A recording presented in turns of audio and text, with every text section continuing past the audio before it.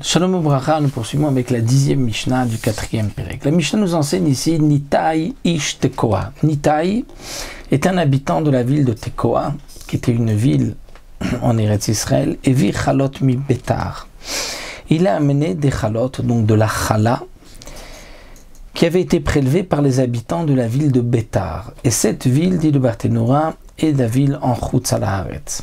Ce n'est pas la fameuse ville de Betar qui est mentionnée dans la Masechet Gittin, qui avait été détruite par Hadrianus Caesar, le César Hadrianus, comme on sait, donc les Harogé Betar, puisque cette ville de Betar, elle était en Eretz Israël. Mais là, il s'agit d'une ville de Betar en Chutz Haaretz.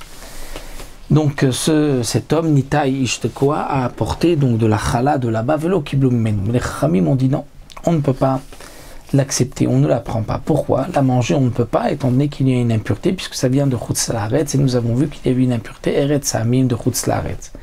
La brûler non plus, on ne peut pas. Pourquoi? Parce qu'étant donné que cette impureté n'est pas connue de tous, puisqu'il n'y a pas d'impureté, c'est qu'il y a une xéra des Chachamim sur tout Chutz Haaretz. Peut-être que les gens vont dire, tiens, on a vu de la terouma qui était pure, qui a été brûlée. Donc, les Chachamim n'ont pas voulu ni la prendre pour la donner à manger, ni la brûler. Alors, la ramener non plus, ils ne pouvaient pas, pour ne pas qu'on dise, tiens, il y a de la terouma qui vient d'Eretz Israël, qui va être sortie en Chutz Haaretz. Donc, les Chachamim ont dit, on laisse cette terouma jusqu'à la veille de Pessah, et à ce moment-là, on brûlera avec tout le chametz que l'on brûle. Anshe Alexandria et vieux chalotem Alexandria velo kiblou mem. Les habitants de Alexandrie en Égypte ont amené aussi de la chala d'Alexandrie et les Chachamim n'ont pas accepté cette chala, comme nous l'avons vu, pour la même raison, puisque la chala de Chutz Haaretz ne peut pas être mangée en Eretz Israël, parce qu'il y a la touma de Eretz Hamim. Les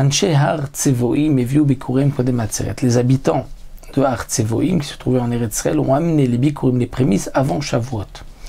Mais les Chachamim n'ont pas accepté ces prémices, étant donné que c'est marqué dans la Torah, Chag HaKatsir, Bikurei Maaser Asher Tizra Basade. Chag HaKatsir, c'est la fête donc du Katsir, où on va couper la récolte, c'est Shavuot. C'est le moment où on va couper les Shtei Alechem, donc les deux pains qu'on a amenés à Shavuot, qui sont appelés les Bikurim.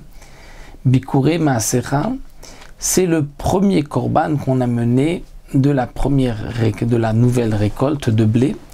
Et donc c'est pour cela qu'on n'amène pas de Bikurim avant d'avoir apporté les deux pains à Shavuot. Et c'est pour cela qu'on n'avait pas accepté les Bikurim avant Shavuot des habitants de Har Tsevoim.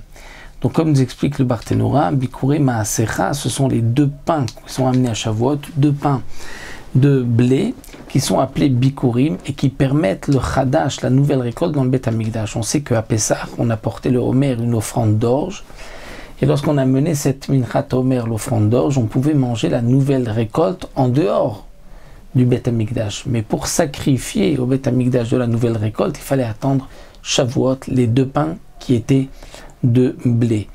Donc ici, la Mishnah vient enseigner que de ce passouk, on apprend que même les bikurim, les prémices des autres fruits, on ne les amène pas avant Shavuot. C'est pour cela que les Chachamim ne les ont pas acceptés.